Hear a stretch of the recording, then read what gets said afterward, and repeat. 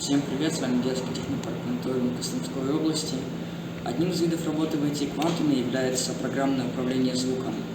Сегодня мы соберем музыкальную шкатулку со световым сопровождением. Для ее сборки нам понадобится микроконтроллерная плата Arduino Uno, макетная плата Breadboard, звуковой излучатель зуммер, светодиоды, резисторы, кнопка, перемычки.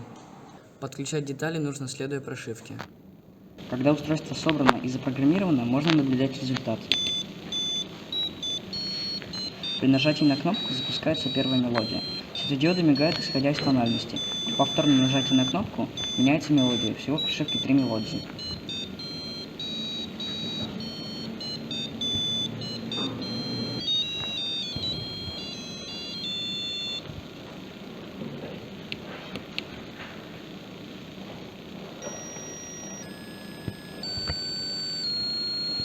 Всем яркого света и новых мелодий. С вами был детский технопарк мониторинга Костромской области.